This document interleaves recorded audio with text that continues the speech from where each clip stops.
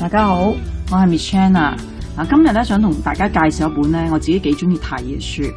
個名咧，佢英文名咧就叫 The Stranger in the Lifeboat， 咁譯做中文咧就叫救生艇上的陌生人。咁作者咧係 Mitch Albom。呢本書咧其實人哋介紹我睇先嘅，我就平時好中意睇啲懸疑啊、好緊張刺激啊嗰啲小說嘅。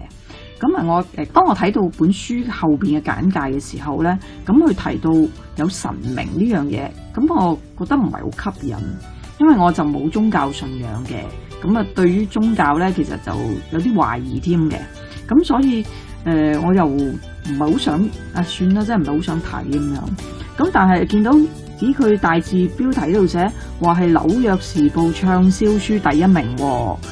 既然咁受歡迎，一定係有佢好嘅地方啦。咁所以就一睇無妨啦，試下睇咁樣。個故事咧就係講一艘咧好豪華嘅遊輪，叫做銀河號。遇上船難啦，成隻船咧都沉咗嘅。有10個唔同身份啦、年齡啦、社會階層嘅人咧，好彩啦就上到一架救生艇嗰度。佢哋一路咧就喺大海度漂流啦。期間咧就遇到咧就好多危險嘅。一個一個咁樣死。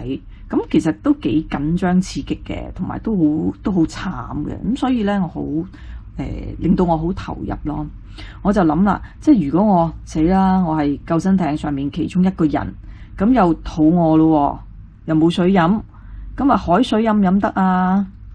大家諗下啦，海水飲唔飲得啦吓？仲有烈日咧，暴曬，又打風落雨，隻船咧又搖擺不定，仲要周圍咧有啲鯊魚喺度兜嚟兜去嘅，咁點樣去面對咧？我就真係好驚啊，都唔知點樣做。我相信咧呢啲咁緊張刺激嘅內容咧，同學咧就應該咧會感到興趣嘅。呢本書嘅描述嘅手法咧，佢就用咗3條嘅時間線咧，係去交錯咁樣描述嘅。第一條時間線咧就係主角一個男仔嚟嘅，佢本身一個日記，佢咧就喺船上邊一路咧就寫日記，就描述咧佢喺救生艇上邊嘅經歷啊咁樣。呢部分咧就最緊張刺激嘅。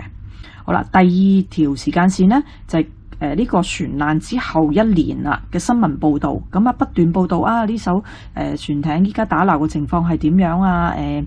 啲死傷人數係估計係如何啊？咁樣係一個報導嘅形式嚟嘅。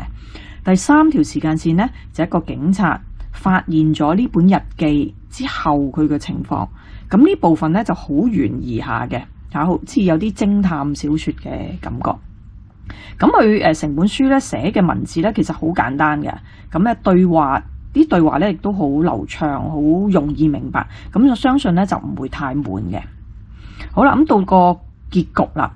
其實我一路咧都覺得好緊張刺激嘅。個結局咧其實係出人意表嘅。我睇到最尾先知道，原來係咁。好多疑團咧，我覺得開始咧就解開咗啦。我雖然咧就唔信神啦，我頭先講過，但係成個故事咧都好打動到我，即係都好有感受嘅。總結嚟講咧，我覺得呢本書咧，頭先影到俾你睇啦，就雖然有啲厚度，但係佢個字咧唔係好多，個內容咧亦都唔會話太長。我覺得咧，如果大家認真咁樣睇咧你一個下晝咧，其實應該睇完噶啦。如果同學你有興趣嘅，可以問我借呢本書。睇完之後咧，亦都可以同我分享下你嘅感受啦。你分享完咧，我 Miss Chan 咧送份小禮物俾你哋。